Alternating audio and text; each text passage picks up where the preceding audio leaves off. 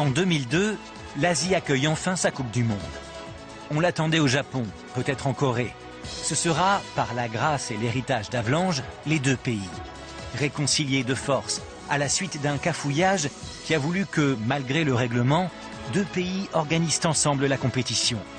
Pour les récompenser, l'arbitrage se montrera très conciliant avec leurs intérêts, dégageant à coups de carton rouge incompréhensibles ceux qui se mettent sur leur chemin. L'Italie, décidément maudite face à la Corée, qu'elle soit du Nord comme en 1966 ou du Sud comme en 2002, va en faire l'amère expérience. Cette fois, les supporters italiens ne s'en prennent pas aux joueurs ou à l'entraîneur, mais à l'arbitrage de l'incroyable Byron Moreno, qui, objectivement, s'est employé à éliminer l'équipe italienne de la Coupe du Monde. L'arbitre équatorien Byron Moreno, réputé pour sa grande sévérité, ne verra que les fautes des joueurs italiens. Il en imaginera d'autres pour distribuer des cartons, notamment à Francesco Totti, qui s'attendait à voir siffler un penalty et qui se retrouve expulsé pour simulation. À 10 contre 12, si l'on compte l'arbitre avec les Coréens, c'était perdu d'avance pour les Italiens. La Corée du Sud l'emporte et poursuivra son parcours avant d'être éliminée par l'Allemagne en demi-finale. On avait l'impression que le pays organisateur devait atteindre à tout prix au moins la demi-finale, c'est-à-dire un résultat qui honore le pays. On retrouvera M. Moreno sous l'œil des caméras de surveillance cette fois.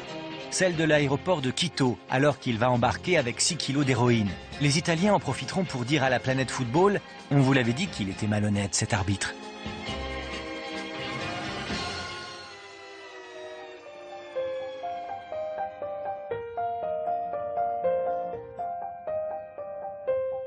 La Coupe du Monde 2006 en Allemagne sera celle de Zidane.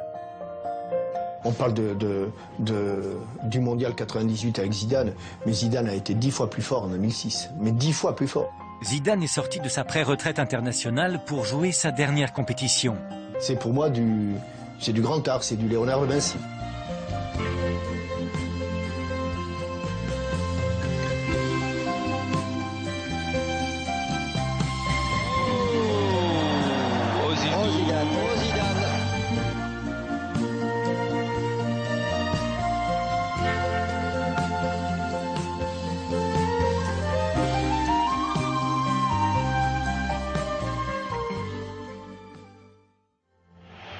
En finale, la France retrouve l'Italie.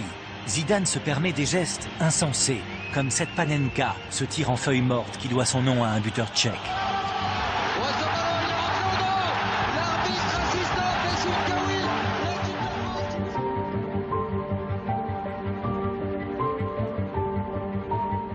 Le reste est une histoire de coups de tête.